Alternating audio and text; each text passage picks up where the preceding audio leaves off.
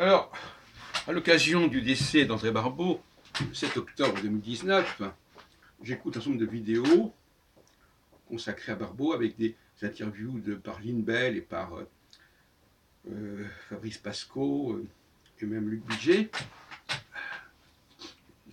ça a été fait notamment chez Bagis.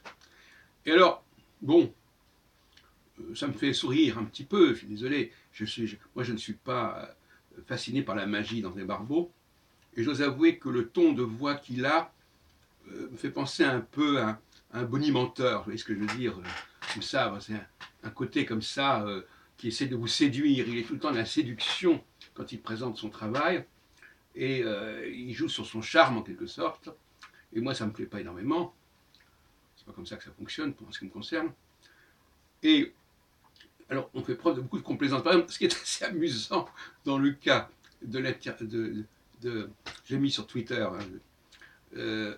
sur mon site Twitter.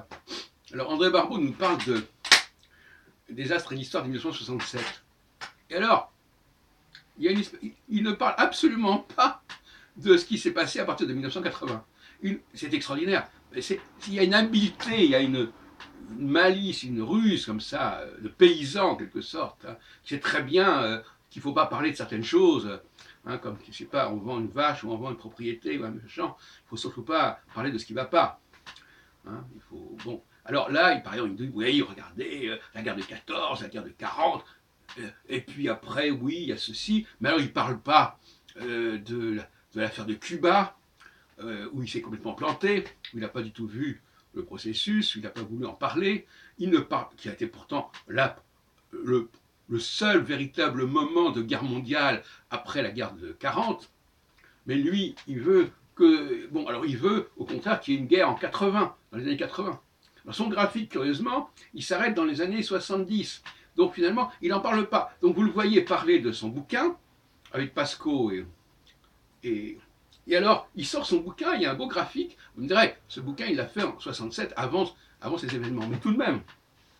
Et puis alors, cette théorie comme ça, de toutes ces planètes qui s'accumulent, voilà, alors c'est un poète de l'astronomie. Alors donc, toutes les planètes du système solaire, y compris celles qu'on ne connaissait pas, qu'on ne voyait pas, parce que pour lui ça n'a pas d'importance. Alors il nous parle d'Uranus, Neptune, Pluton, qu'on ne connaissait absolument pas dans l'Antiquité, ce qui pour moi est rédhibitoire, hein, absolument. Et oui, parce que pour moi l'astrologie est quelque chose qui est très ancien, qui a accompagné l'humanité depuis le départ, et il n'est pas question d'introduire des nouvelles planètes, c'est aberrant. Mais en plus, il parle de cycle. Alors, le cycle pour lui, c'est déjà un mélange entre deux planètes. Il ne peut pas imaginer un cycle avec une seule planète qui rencontre régulièrement une étoile fixe, par exemple.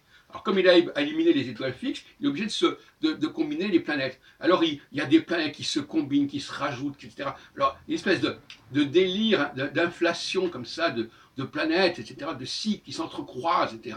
C'est prodigieux, n'est-ce pas, dans son esprit. Ça le fascine. Avec au début probablement toutes ces planètes qui étaient rassemblées dans un seul point, et puis peut-être à la fin des temps, elles vont se retrouver. Voilà, bon, passons. Et donc finalement, tous ces gens qui l'interviewent, Barbeau, ils sont fascinés par le personnage, et